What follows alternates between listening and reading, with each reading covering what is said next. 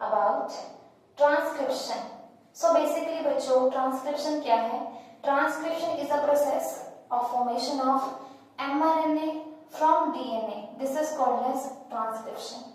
लेकिन कई बार क्या होता है ना कि डीएनए से एमआरएनए तो बनने को हमने ट्रांसक्रिप्शन बोल दिया, लेकिन कभी क्या होता है कि दोबारा से एमआरएनए से कॉम्प्लीमेंट्री डीएनए की सिंथेसिस हो जाती है और इसको हम बोलते हैं रिवर्स ट्रांसक्रिप्शन। क्या बोलते हैं? Reverse transcription. तो बेसिकली आज हम पढ़ेंगे transcription, not reverse transcription. Reverse transcription आप पढ़ेंगे बेटा, जैसे एड्स है उसमें रेट्रोवायरस है, उसमें रिवर्स ट्रांसक्रिप्शन होती है, राइट। लेकिन आज हम पढ़ने वाले हैं transcription in eukaryotes as well as prokaryotes both. तो बेटा फर्स्टली हम स्टडी करते हैं प्रोकैरियोट्स। मैं यहाँ पे दोनों का कंपैरिजन आपके लिए लेकर आई हूँ so that on one board ना you can have clarity of the concept कि प्रोकैरियोट्स में क्या हो रहा है, यूकैरियोट्स में क्या हो रहा है, आपको क्लैरिटी होगी। जैसे कि आप यहाँ पे देख पा रहे हैं बेटा, प्रोकैरियोट्स मतलब मैं यहाँ पे बात कर रही हूँ बैक्टीरिया वगैरह की, ठीक है। तो प्रोकैरियोट्स में क्या होता है? प्रोकैरियोट्स में 3 स्टेप्स हैं। कौन कौन से? Step 1 initiation, step 2 elongation and step 3 termination. बेटा अब होता क्या है, हमारे पास डीएनए है, राइट। हमने रेप्लिकेशन ऑलरेडी कवर किया प्रीवियस वीडियो में, तो वहां से हमारे पास क्या आया था? डीएनए आया था। Now we are having this DNA strands, DNA helix, right. ये डीएनए हेलिक्स है। इनिशिएशन में हमारे पास क्या होगा बेटा? इनिशिएशन में हमारे पास एक इनिशिएटर होता है जिसको हम सिग्मा फैक्टर कहते हैं। क्या कहते हैं? सिग्मा फैक्टर कहते हैं। होता क्या है, ये जो इनिशिएटर सिग्मा फैक्टर्स है ये क्या करता है? ये आरएनए पॉलीमरेज के साथ जाकर बाइंड करता है। It will bind with RNA polymerase and then this RNA polymerase will be able to identify promoter region, ठीक है। अब ये प्रोमोटर रीजन क्या होता है? एक पर्टिकुलर सीक्वेंस बेटा होगी इस प्रोमोटर रीजन में जहां पे एक्चुअली किसने बाइंड करना है? आरएनए पॉलीमरेज ने बाइंड करना है। भाई क्यों आरएनए पॉलीमरेज ने बाइंड करना है? आरएनए पॉलीमरेज हमें इसलिए चाहिए क्योंकि हमें सिंथेसिस किसकी करवानी है? आरएनए की करवानी है ना, तो इसलिए आरएनए पॉलीमरेज यहाँ पे काम करेगा। आरएनए पॉलीमरेज को नहीं पता कि कौन सा प्रोमोटर रीजन है और उसने कहाँ पे बाइंड होना है, तो होता क्या है, आरएनए पॉलीमरेज को गाइड करने वाला उसका गाइड होता है जिसका नाम क्या है बेटा? क्या नाम है? सिग्मा फैक्टर, जिसको हम इनिशिएटर फैक्टर भी बोलते हैं, इनिशिएटर बोलते हैं। Sigma factor will bind with RNA polymerase and this RNA polymerase will bind with the promoter region, ठीक है। जैसे ये बाइंड करते हैं प्रोमोटर रीजन के साथ, तब आपका स्टेप 1 कंप्लीट होता है, जिसको हम कहते हैं इनिशिएशन करवा लीजिए, ठीक है। इनिशिएशन हो गया। अब इनिशिएशन के बाद secondly we have elongation. Now what is elongation? Elongation second step है। क्या होता है बेटा? अब एक बार उसने गाइड कर लिया, भाई इस रास्ते पे जाना है, ऐसे ऐसे एमआरएनए की सिंथेसिस करवानी है, राइट। तो अब वैसे वैसे ही आपका आरएनए जो पॉलीमरेज है, ठीक है, उसको गाइड तो कर दिया ना सिग्मा फैक्टर ने। अब सिग्मा फैक्टर यहाँ से क्या हो जाएगा?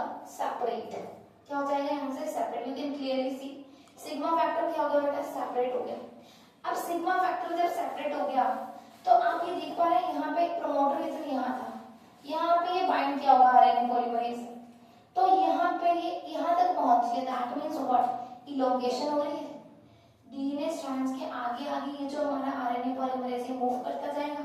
जैसे जैसे आगे आगे मूव करता जाएगा वैसे वैसे आपकी आरएनए की क्या होती जाएगी? इलॉन्गेशन होती जाएगी बेटा, ठीक है। यहाँ पे आप देख सकते हो आरएनए की इलॉन्गेशन हो रही है। ये जो आपको चेन दिख रही है ये आरएनए की फॉर्मेशन हो चुकी है और इसकी इलॉन्गेशन होती जाएगी, राइट। यहाँ पे मैंने एक चीज लिखी है, RNA polymerase cause local unwinding of the DNA helix. That is true. यहाँ पे अगर आप देख रहे हैं तो ये लोकल थोड़े टाइम के लिए लोकली क्या कर रहा है? डीएनए हेलिक्स को अनवाइंड कर रहा है, सेपरेट कर रहा है, राइट। बेटा इसके बाद हमारे पास आता है थर्ड स्टेप जिसको हम कहते हैं टर्मिनेशन। एक बात आपने याद रखनी है, इलॉन्गेशन तब होगी जब आरएनए पॉलीमरेज अकेला होगा, राइट। आरएनए पॉलीमरेज ने यहाँ पे सिग्मा फैक्टर को सेपरेट कर दिया, सिग्मा फैक्टर सेपरेट हो चुका है क्योंकि अब इसको गाइडेंस की जरूरत नहीं है। अब he knows very well how to prepare mRNA, ठीक है। तो यहाँ पे इसको आरएनए प्रिपेयर करना आ गया, तो इसने क्या किया, यहाँ पे सिग्मा फैक्टर को सेपरेट कर दिया। बिल्कुल सही बेटा, क्या कर दिया, सिग्मा फैक्टर को सेपरेट कर दिया। Now after this we are coming to the third step, that is termination.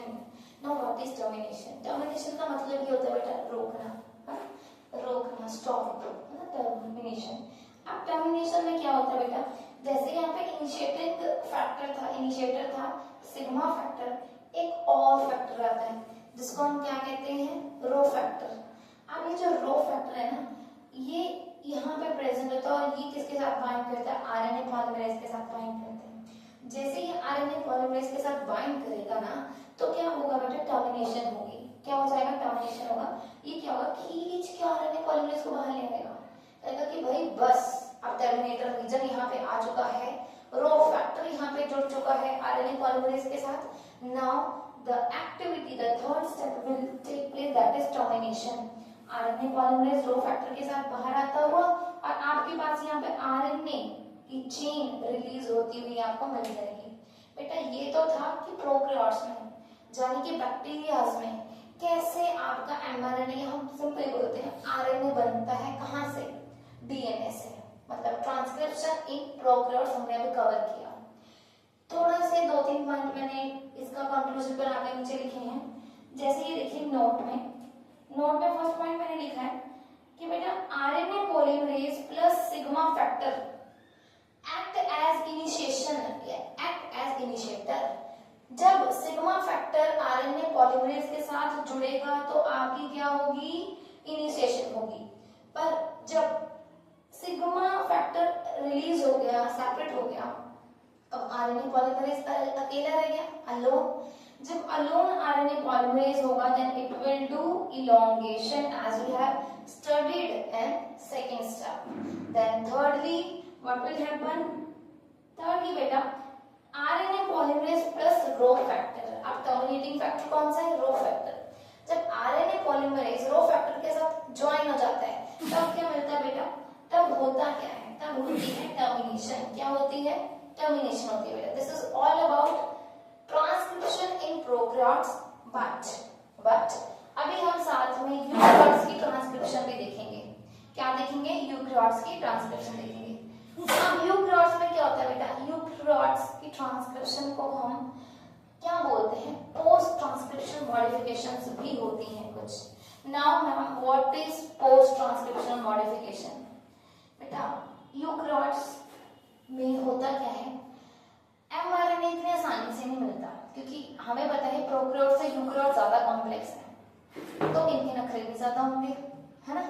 तो यूकैरियोट्स में एमआरएनए में शॉर्ट आरएनए बनाने की प्रक्रिया थोड़ी सी अलग है प्रोकैरियोट से, ठीक है बेटा। इसको मैं स्टोरी के जरिए समझाऊंगी आपको। इसमें बेटा क्वेश्चन, बोर्ड में क्वेश्चन डायरेक्टली ऐसा नहीं आपको मिलेगा कि explain the steps of transcription in eukaryotes, ऐसा नहीं मिलेगा बेटा। इसके बहुत अल्टरनेटिव्स भी हैं, क्वेश्चन के आंसर सेम ही होता है, क्वेश्चन की फॉर्म्स चेंज होती हैं और बच्चे आइडेंटिफाई नहीं कर पाते कि क्या आंसर आएगा, क्वेश्चन में पूछा क्या गया है। बेटा इसको एक और तरीके से पूछा जाता है, जैसे मैंने यहाँ पर मेंशन किया है, post transcription modification, post transcriptional modification. इसमें क्या होता है बेटा कि ट्रांसक्रिप्शन के बाद कुछ मॉडिफिकेशंस करनी पड़ती है। इसमें ट्रांसक्रिप्शन हो तो जाती है, मतलब कि हमारे डीएनए से आरएनए बनता है, लेकिन कौन सा आरएनए बनता है बेटा, kindly note it down, hnRNA. HnRNA ये क्या होता है बेटा, इमेच्योर आरएनए होता है। हमें तो क्या चाहिए था, मैच्योर चाहिए था ताकि वो प्रोटीन सिंथेसिस करे, ट्रांसलेशन में जाए, लेकिन हमें स्टार्टिंग में यहाँ पे इमेच्योर आरएनए मिलता है जिसका नाम है एचएनआरएनए, और hnRNA stands for heterogeneous nuclear RNA.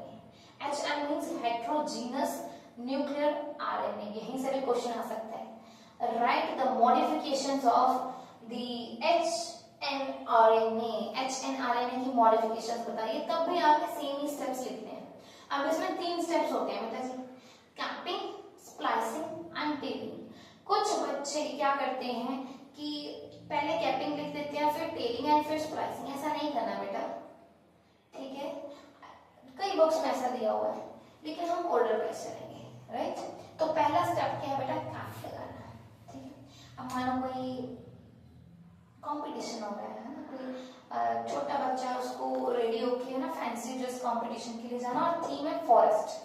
Theme क्या है, फॉरेस्ट। कोई पेड़ बन रहा है, राइट, कोई पेड़ बन रहा है, कोई डायनासोर बन रहा है, कोई लायन बन रहा है, कोई टाइगर बन रहा है, कोई ज़ेब्रा बन रहा है।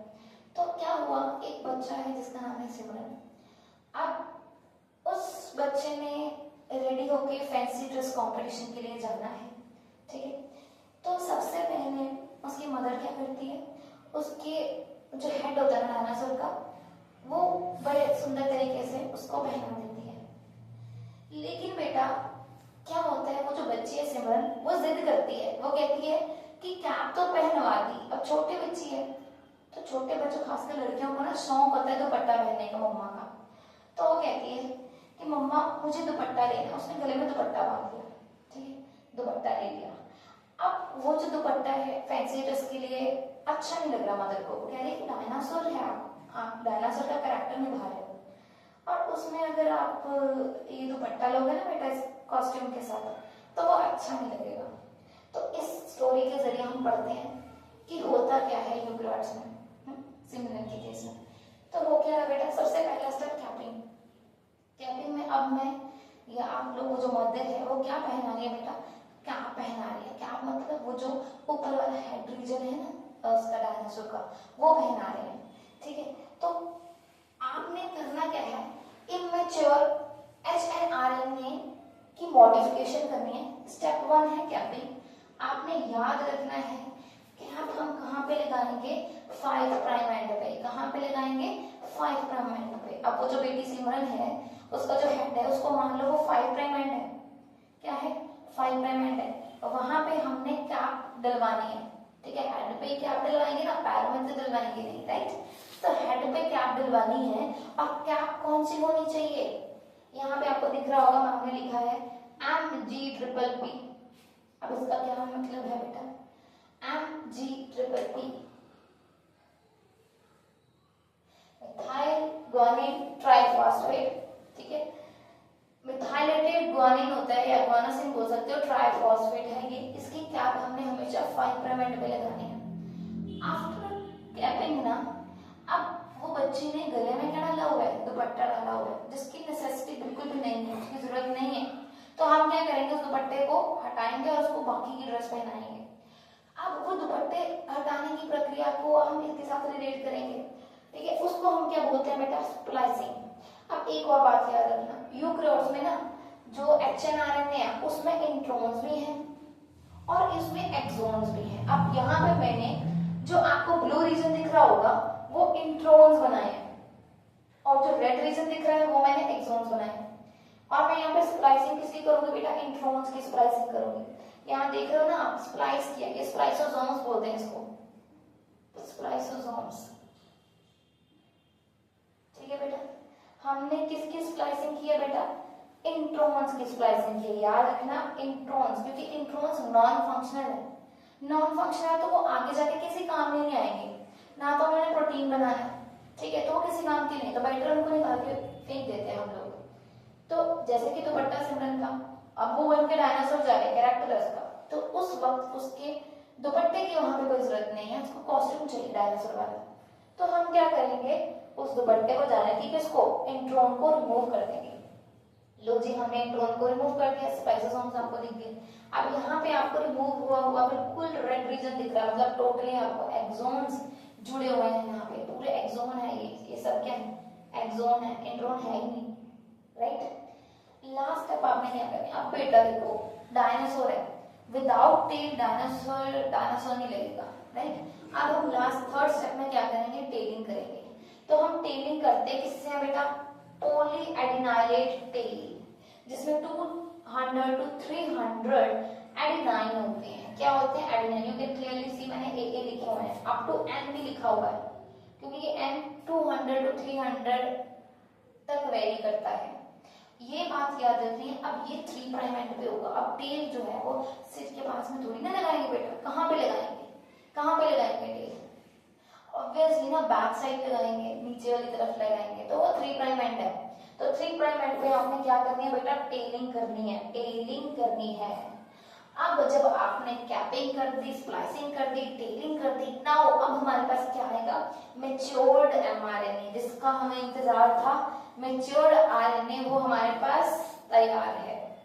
तो ये डिफरेंस है बेटा, ठीक है। प्रोकैरियोट्स एंड यूकैरियोट्स में ये डिफरेंस है। प्रोकैरियोट्स में रो फैक्टर, सिग्मा फैक्टर जैसे फैक्टर्स की जरूरत पड़ती है, लेकिन यूकैरियोट्स में ऐसे कोई फैक्टर की जरूरत नहीं पड़ती। हम कैपिंग, स्प्लाइसिंग, टेलिंग यूकैरियोट्स में करते हैं, लेकिन हम ये प्रोकैरियोट्स में नहीं करते हैं, ठीक है। प्रोकैरियोट्स में हमारे पास 3 स्टेप्स हैं, लेकिन उनका नाम अलग है। यहाँ पे भी 3 है, लेकिन उनका नाम अलग है। उसमें है initiation, then elongation and then termination. यहाँ पे हमारे पास है capping, splicing and tailing, right. Prokaryotes and eukaryotes में ये कुछ डिफरेंस है उसकी ट्रांसक्रिप्शन में। आई होप आपको ये समझ में आया होगा इसका difference. Thank you so much.